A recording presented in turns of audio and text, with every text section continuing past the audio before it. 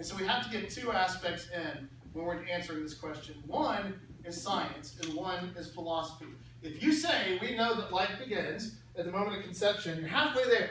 Okay, it's not fully what we need. We got to identify it as human, and we got to discuss what makes human beings valuable. And so science is going to identify it as a human organism, but philosophy is going to tell us why human organisms matter. And those are two entirely different questions. So what I see a lot on lay levels or popular level of arguing is a lot of people putting down the science part of it. We know it's human from the moment it comes into existence. They make that case really strongly, but then I hear the other person saying it's not a person, and they start to argue. And so there you have science in conflict with philosophy. So what we do is we make an argument that covers both.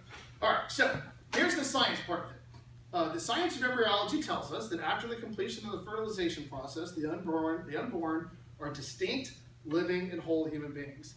After the fertilization process, they are distinct, living, and whole human beings. Distinct, living, and whole.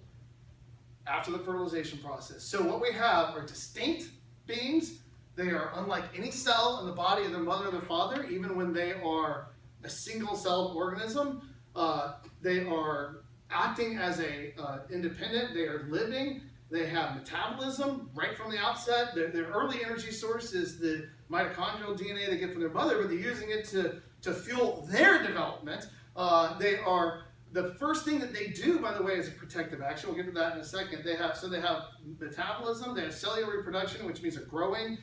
Even at the early stages, when they're kind of trapped in the zone of pellucidity, that cleaving is still happening and growing more specificity inside of there. And they're whole human beings. They're not a part of anything else. That's the mistake you hear more than anything. The differentiation between parts and whole. Somebody will say to you, well, that's a part of the woman's body. At that point, no, it's not. It's an independent organism within the woman's body, but it's not a part of her. From the moment it comes into existence, there's a thing called a glycoprotein shell that I mentioned a second ago called the zone of pellucidity.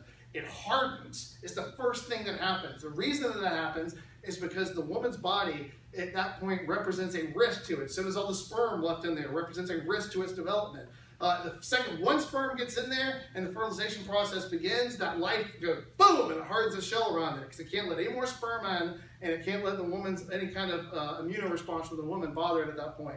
The zone of pellucidity hardens. That's why it needs the mitochondrial DNA. It's going to do its first 10, 12, 14 days inside that thing. It's not going to grow any bigger for 12 to 14 days. It's going to cleave when inside there and just get more and more cells as it develops until that thing opens up and then implants inside the woman. So the first thing it does as an organism is a self-protective action against the environment it finds itself in. Whole organism. It does not act in coordination or cooperation as a part of her organism like my skin cells do. I have skin cells, all of them are living cells, all of them have a full complement of human genetic information in them, just like my heart cells, just like my liver cells, but none of them are wholes. Each and every one of them is a cell that works in coordination with other cells to serve the needs of this organism. From the moment they come into existence, they are an organism unto themselves. And everything that happens in their developmental process is to that end, their own maturation process, internally coordinated, internally directed, separate from the mother,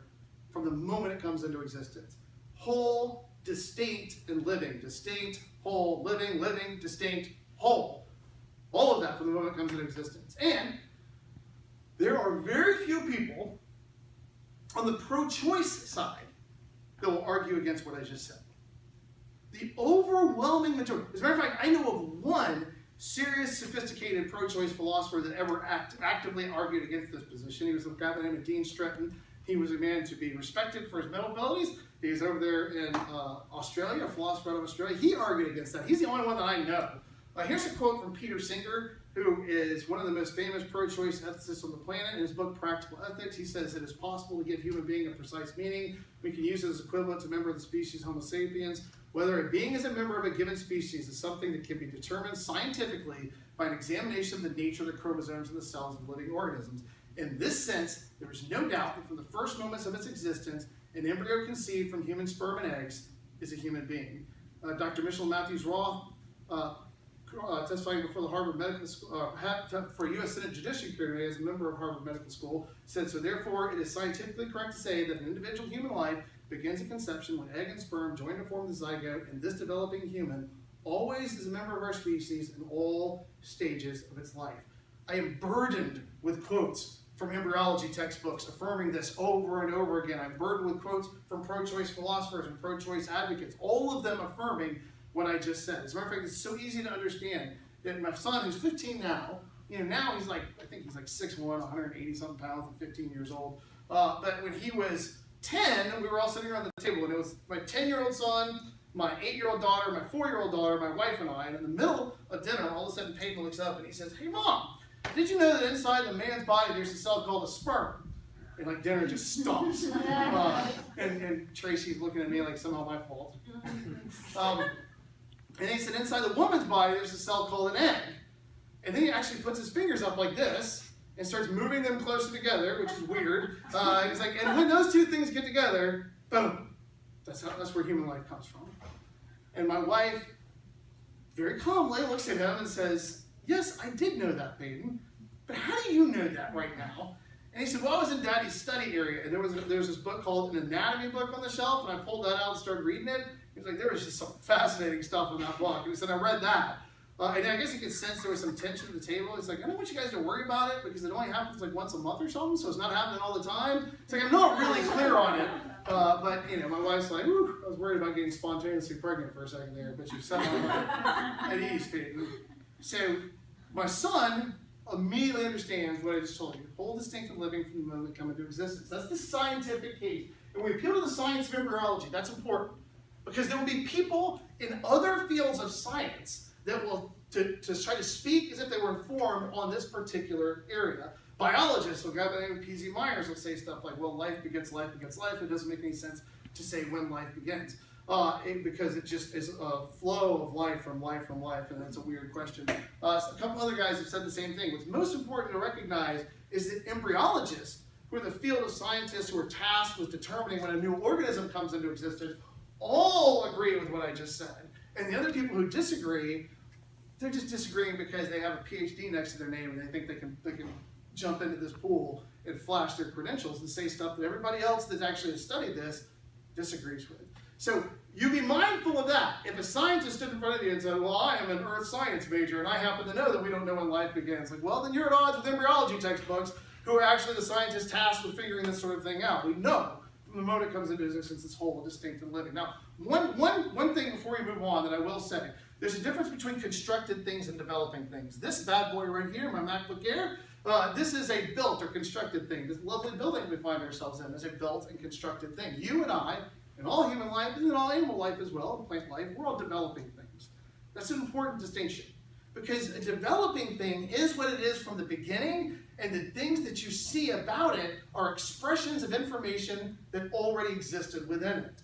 In a constructed thing, it makes sense to say, at what point did we add the element to this that it became a functioning MacBook Air? That makes sense. Just like it makes sense to ask questions about this building. At what point does this building become habitable? And we can get the certificate of occupancy from the state so that people can come into this building and occupy it. Those questions make sense when we're talking about constructed things. When you're asking at what point does that become a human, at what point do we have to add something to it, we have to recognize that in developing things, all those additional capacities that we see expressed are coming from information that existed from the moment they came into existence. It's not new. You haven't added thing into it, they just developed to the point that it came out. This is true in trivial ways, like, for example, my hair, or relative lack of it. When I was in my 20s and early 30s, I was a hippie. I had long, beautiful, flowing red hair. And then in my mid-30s, it just started to go. And so I shave my head now because I think it looks weird to have bald spots and hair. Everybody else can rock their hair however they want. It's a personal thing. This was a preference thing. My daughter, who I've mentioned a couple of times, MJ, who's 14 now, at the age of 8, she was diagnosed with type 1 diabetes. When we were in the emergency room, and it's a tough thing. And all this stuff's going on the day of her diagnosis, and they're giving her shots, and they're hooking up IVs to her, and that doctor knew exactly where we were going, man. He walked in the room, and he said, "It's important that you know that there was nothing that you did to cause this. Type 1 diabetes is something that has existed within her from the moment that she came into existence. You have always had a type 1 diabetic daughter. There was just something environmentally that happened that triggered it, and now you found out about it. What we are is largely determined by information that's already there and how it interacts with triggers in the environment around us. Developing things are human and develop in accordance with a human developmental pattern.